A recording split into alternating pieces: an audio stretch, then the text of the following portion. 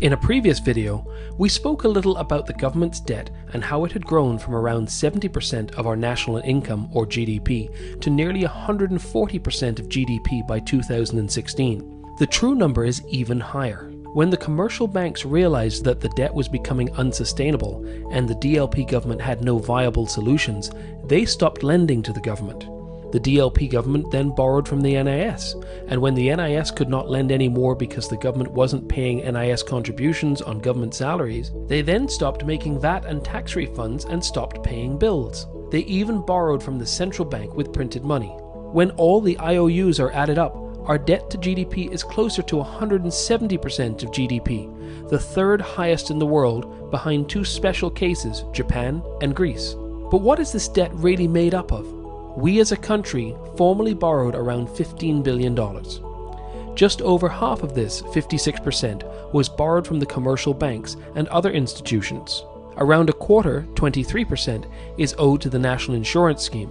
11% is owed to the Central Bank of Barbados, 7% to development banks such as the IADB and CDB, 4% to the households of Barbados, and around 1% to other governments. On top of this, as we mentioned, we're behind on a lot of payments, including $500 million in tax refunds, $250 million in arrears to private contractors, and another $400 million in unpaid NIS contributions. When you add all of these arrears, Barbados' debt to GDP ratio is around 175%. Everyone agrees that we need to do something about our debt and bring it back down to a manageable level, ideally close to where we were 10 years ago at around 70% of GDP. Doing so will give us the room we need to grow our economy and also to help us cope with any natural or man-made disasters in the future. So how are we going to do this? Well, there are three parts. First, we need to spend less than what we earn and use the surplus to pay back some of our debt. As we showed, the previous government was spending nearly 20% more than they took in each year and were financing this shortfall with loans, IOUs, and printing money. We need to go from a budget deficit to a budget surplus by increasing government revenue and at the same time cutting out any and all wastage in government. Secondly, we need to restructure our debt.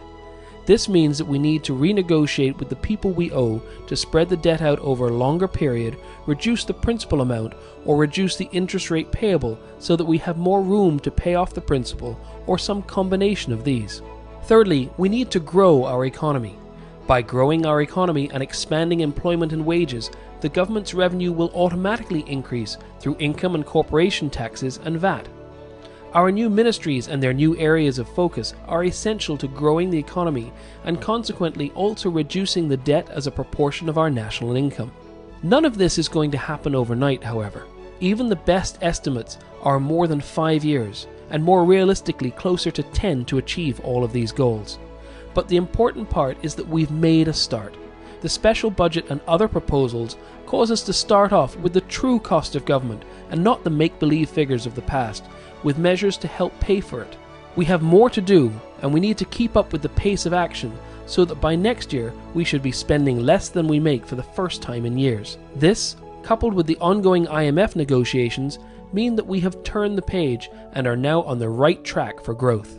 If you have any questions, email us at ideasforbarbados@barbados.gov.bb.